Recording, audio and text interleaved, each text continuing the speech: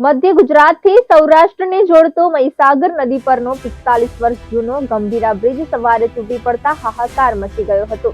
આ ઘટનામાં બ્રિજ ઉપરથી પસાર થઈ રહેલી 2 ટ્રક, એક બોલેરો જીપ સહિત 4 વાહનો બે કાંઠે વહેતી મહીસાગર નદીમાં ખાબક્યા હતા, જેમાં 8 વ્યક્તિઓના મોત થયા છે, જ્યારે 8 લોકોને રેસ્ક્યુ કરીને બચાવી લેવાયા છે। આ ઘટના બનતા મુજપર સહિત આસપાસના ગામના લોકોના ટોળેટોળા સ્થળ પર ઉમટી પડ્યા હતા। તે સાથે પાદરા પોલીસે પણ ઘટના સ્થળે દોડી જઈ કાર્યવાહી હાથ ધરી હતી। ઉલ્લેખનીય છે કે સુસાઇડ પોઈન્ટ તરીકે કુખ્યાત આ બ્રિજ તૂટતા આણંદથી વડોદરા, ભરૂચ અને અંકલેશ્વરનો સંપર્ક તૂટ્યો છે। છેલ્લા ઘણા વર્ષથી જર્જરિત ગંભીરા બ્રિજ તૂટ્યો હોવાની જાણ મુજપર ગામના લોકોને થતાં જ લોકો બચાવ કામગીરી માટે ઘટના સ્થળે દોડી આવ્યા હતા અને મહીસાગર નદીમાં પડેલા વાહનોમાંથી બહાર નીકળીને વહેતા પાણીમાં તરફડિયા મારતા 3 લોકોને બચાવી લીધા હતા।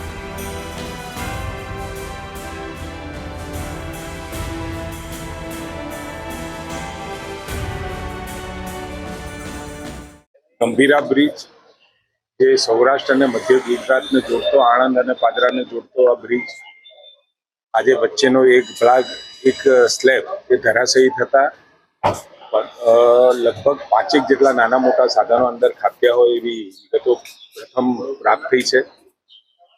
3 જણના મૃત્યુ થયા છે, 5 જણને આપણે રેસ્ક્યુ કર્યા છે અને 5-6 જણા જે સારવાર કરી અને એમને રજા પણ આપી છે અને 5-6 સારવાર હેઠળ છે।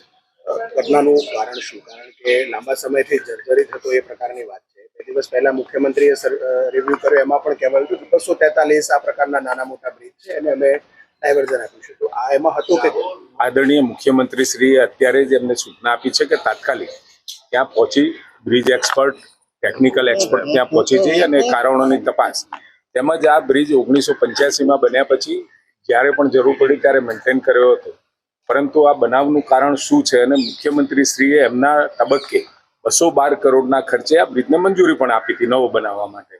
એની કામ પ્રગતિમાં હતી, ટેન્ડર એસ્ટિમેટ ડિઝાઇન હેઠળ હતા અને એ થતાં જ નવો આપણે ટેન્ડર કરવાના છે। આ બ્રિજની નિયમિત મેન્ટેનન્સ અને મરામત કરેલી હતી, પરંતુ આ કમનસીબ બનાવ અને ખૂબ દુઃખદ બનાવ બન્યો છે। મુખ્યમંત્રી શ્રીએ તો તમામે તમામ જે પણ કોઈ ટેકનિકલી ખામીવાળા અથવા તો જૂના બ્રિજો હોય તો એને રિયાલિટી ચેક કરવા માટે પણ કહ્યું છે અને એ કર્યા પછી આ બ્રિજને નવો બ્રિજ બનાવવા માટેની એમને સંમતિ આપી।